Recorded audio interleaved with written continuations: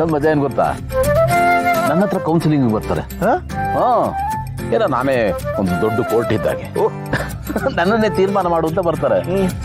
But ಅವ್ರ ಸಮಸ್ಯೆಗಳನ್ನ ಕೇಳ್ತಾ ಕೇಳ್ತಾ ಅವ್ರ ಕಥೆಗಳನ್ನ ಕೇಳ್ತಾ ನನ್ನ ನಾಲೆಜ್ ಇಂಪ್ರೂವ್ ಆಗ್ತಾ ಇದೆ ಕಣ. ಯಾವ್ದು ಸರಿ ಯಾವ್ದು ತಪ್ಪು, ಯಾರು ಏನಾಗುತ್ತೆ ಏನಾಗಲ್ಲ, ಇಷ್ಟ ಕಷ್ಟ, ಯಾರ ತಲೆಯಲ್ಲಿ ಏನಿರುತ್ತೆ, ಯಾವ ರೀತಿ ಯೋಚನೆ ಮಾಡ್ತಾರೆ, ನಾವು ಹೇಗೆ ಇನ್ನೊಬ್ಬರನ್ನ ನೋಡಬೇಕು, ಇನ್ನೊಬ್ಬರನ್ನ ಅರ್ಥ ಮಾಡ್ಕೋಬೇಕು, ಏನೇನೆಲ್ಲ ಕಲಿತಾ ಇರ್ತೀನಿ. ನನ್ನ ಮುಂದಿನ ಜೀವನಕ್ಕೆ ಇದು ಹೆಲ್ಪ್ ಆಗುತ್ತೆ ಅಂತ ನನಗೆ ಅನಿಸ್ತಾ ಇದೆ ಕಣ. ನಾವು ಸಿಂಪಲ್ ಆಗಿದ್ದು, ನಮ್ಮ ಲೈಫ್ ಸಿಂಪಲ್ ಆಗಿದ್ದಷ್ಟು ಇನ್ನೊಬ್ಬರನ್ನ ಅರ್ಥ ಮಾಡ್ಕೊಳ್ಳೋದು ಬಹಳ ಈಸಿ ಆಗುತ್ತೆ ಕಣ.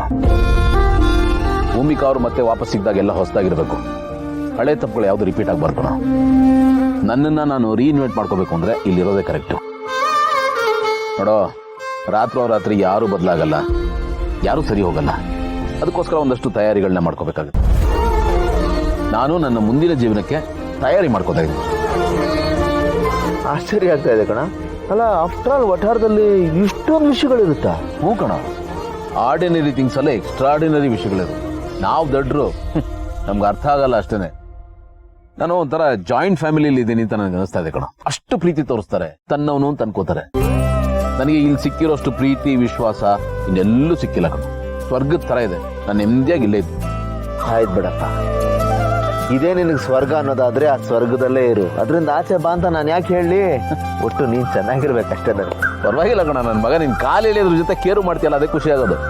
ಕಾಲು ಇಳಿಯೋದು ಕಾಮಿಡಿಗೋಸ್ಕರ, ಆದ್ರೆ ಕೇರಿಂಗ್ ಇದೆಯಲ್ಲ ಅದು ತುಂಬಾ ಸೀರಿಯಸ್ ಕಣ. ನಾವೇ ಬೇರೆ, ನಮ್ಮ ಫ್ರೆಂಡ್ಶಿಪ್ ಬೇರೆ. ಎಲ್ರ ತರ ಅಲ್ಲಮ್ಮ ನಾವು. ಆಯ್ತು ಬಿಡು, ನೀನು ಎಷ್ಟು ಹೊಗಳ್ಕೋತೀಯ? ಇರೋ ವಿಷಯನ ಹೇಳ್ತಾ ಇದೀನಿ, ಹೊಗಳ್ತಾ ಇಲ್ಲ ನಾನು. ಸರಿ. ಆಮೇಲೆ ನಮ್ಮ ಮಾವ ಲಕ್ಷ್ಮೀಕಾಂತ್ ಅವ್ರನ್ನ ಬಿಡಿಸೋ ವ್ಯವಸ್ಥೆ ಮಾಡು ಅಂತ ಹೇಳಿದ್ನಲ್ಲ, ಆಯ್ತಾ? ಎಲ್ಲ ವ್ಯವಸ್ಥೆ ಆಗಿದೆ, ಈಗ ಅಲ್ಲಿಗೆ ಹೋಗ್ತಾ ಇದ್ದೀನಿ. ಓ ಸರಿನಪ್ಪ.